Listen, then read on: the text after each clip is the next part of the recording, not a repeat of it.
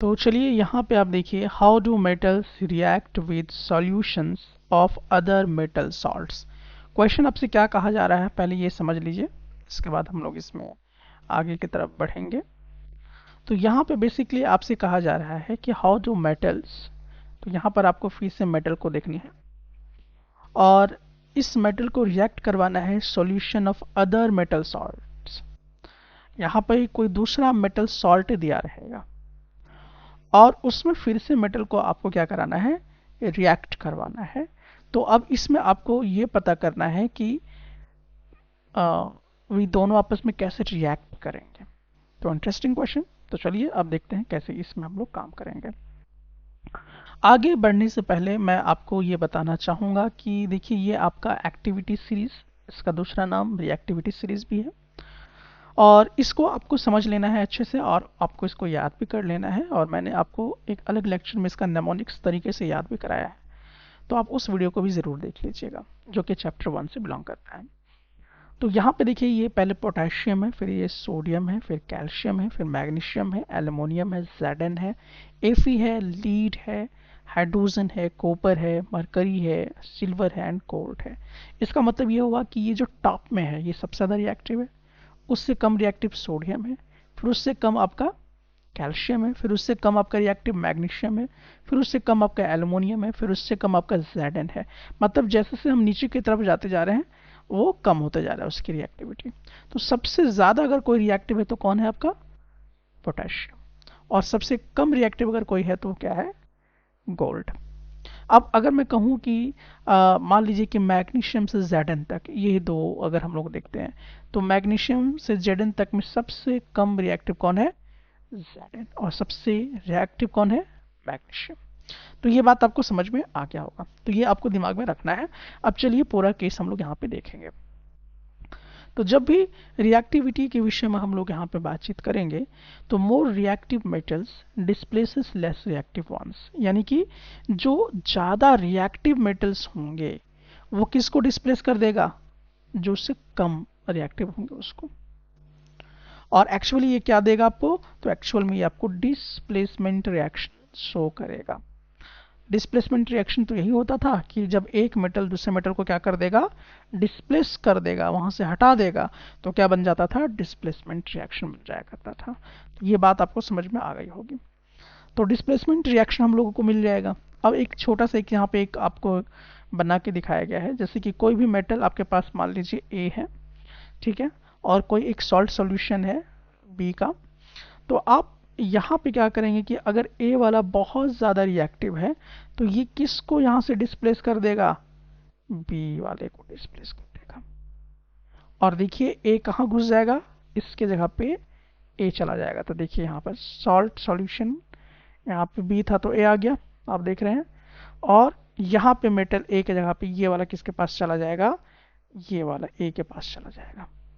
तो ये पॉइंट अभी और क्लियर होगा। थोड़ा सा भी थ्योरी हम लोग देख रहे हैं, उसको क्लियर करने के बाद आगे बढ़ेंगे। इसमें आपने देखा कि मेटल ए किसको डिस्प्लेस कर दिया, मेटल बी को, क्योंकि मेटल ए जो था वो बहुत ही ज़्यादा रिएक्टिव था। मेटल ए जो था वो क्या था, बहुत ही ज़्यादा रिएक्टिव था। तो चलिए कुछ एक एक्सपेरिमेंट देखते हैं और उस एक्सपेरिमेंट के बाद फिर हम लोग कुछ थ्योरेटिकल पॉइंट पे आएंगे।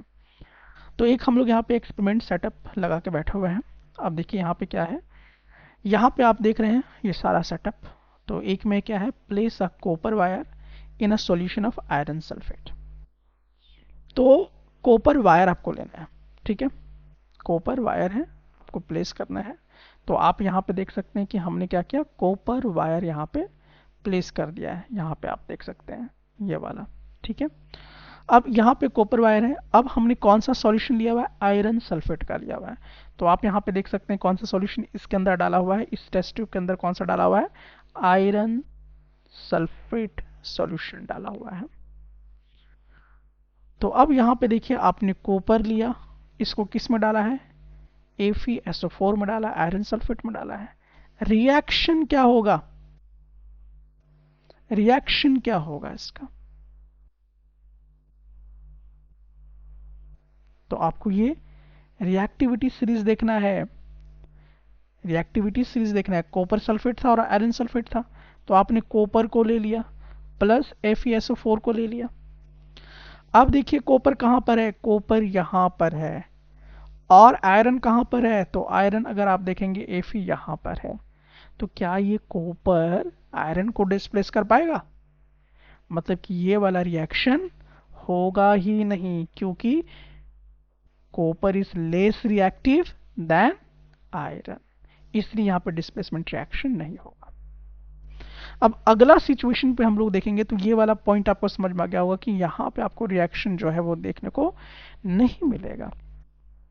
ठीक है, सो हमने क्या किया, कॉपर वायर को आयरन सल्फेट में डाला तो क्या हुआ, नो रिएक्शन। क्यों? क्योंकि copper is less reactive. Clear हो गया पॉइंट। अब अगला सिचुएशन देखिए, अब हमने क्या किया, प्लेस एन आयरन नेल। अब यहाँ पे देखिए ये फिर से हमने एक आयरन नेल ले लिया है, जैसा कि आप यहाँ पे देख सकते हैं, और इसको किस सॉल्यूशन में डाला हुआ है, तो सॉल्यूशन ऑफ कॉपर सल्फेट। ये ब्लू कलर का आपको जो दिखाई दे रहा है सॉल्यूशन, ठीक है, इसमें कौन सा डाला हुआ है, कॉपर सल्फेट सॉल्यूशन डाला हुआ है। मतलब आपने यहाँ पे आयरन जो है नेल लिया और उसको कॉपर सल्फेट में डाल दिया। अब चलिए थोड़ा सा पीछे आते हैं हम लोग, तो अब यहाँ पे देखिए आयरन क्या है, ऊपर है, तो ये तो क्या हो गया, रिएक्टिव है, किससे, कॉपर से ज्यादा रिएक्टिव है। तो आयरन किसको हटा सकता है, कॉपर को डिस्प्लेस कर सकता है। क्यों? क्योंकि iron is more reactive than copper. तो यहां से ये क्या करेगा, आयरन जो है, ये जो आयरन है ये किसको हटा देगा, कॉपर को यहां से डिस्प्लेस कर देगा। और देखिए खुद FeSO4 बना लिया और कॉपर को बाहर निकाल दिया, डिस्प्लेस कर दिया। ठीक है, तो यहां पर आपने देख लिया कि कैसे एक metal solution of metal B को यहां से डिस्प्लेस कर दिया। तो actually this reaction is displacement reaction. क्या है ये, डिस्प्लेसमेंट रिएक्शन है। जब कोई एक मेटल दूसरे मेटल को क्या कर दे, बाहर निकाल दे, तो उसको हम क्या बोला करते हैं, डिस्प्लेसमेंट रिएक्शन बोला करते हैं। यह आपने चैप्टर 1 में भी डिस्प्लेसमेंट रिएक्शन के बारे में पढ़ा था, और उसी का समझिए कि एक तरह से ये रिवीजन है आपका। वहां पर उतना डीपली नहीं समझाया गया था, लेकिन मेरे लेक्चर में वहां पर वो डीपली ही समझाया गया है, क्योंकि मुझे मालूम था कि ये फिर से रिपीट होगा यहाँ पे, लेकिन मैंने उसी जगह पे सबसे ज्यादा डीपली समझाया है। ठीक है, तो आप डिस्प्लेसमेंट रिएक्शन को दोबारा जाकर इसको देख भी सकते हैं वहां पर, और हालांकि नहीं भी देखेंगे तो भी मैंने आपका यहाँ पे पॉइंट्स जो है वो अभी आपका मैंने क्लियर कर दिया है। तो यहाँ तक आपको बात समझ में आ गया होगा। चलिए it's time to test your knowledge कि आपने कितना बढ़िया से सीखा है इस टॉपिक को। चलिए शुरू करते हैं।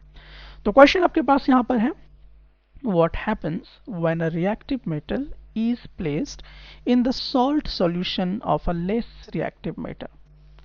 Option A, a displacement reaction occurs.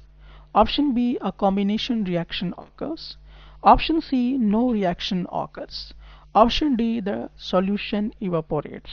Which option is correct? Option तो इसका सही जवाब होगा option A, a displacement reaction occurs. अगला क्वेश्चन यहाँ पर है कि which of the following is more reactive, copper और आयरन, बेस्ड ऑन एक्टिविटी। तो एक एक्टिविटी हम लोगों ने यहाँ पे किया था। अब इसी एक्टिविटी के बेस पे आपको कह रहा है कि इन दोनों में से कौन ज्यादा रिएक्टिव है, कॉपर या iron. So which option is correct, A, B, C और डी? Option B. तो इसका सही जवाब होगा option B, because iron is more reactive than copper. चलिए आगे की तरफ हम लोग बढ़ते हैं। अगला क्वेश्चन हमारे पास है, what type of reaction is observed when iron reacts with copper sulfate? Option A, combustion. Option B, neutralization. Option C, displacement. Option D, decomposition. Option C. तो इसका सही जवाब होगा ऑप्शन सी, क्योंकि डिस्प्लेसमेंट रिएक्शन होगा। कारण सिंपल ही है, क्योंकि iron is more reactive than copper.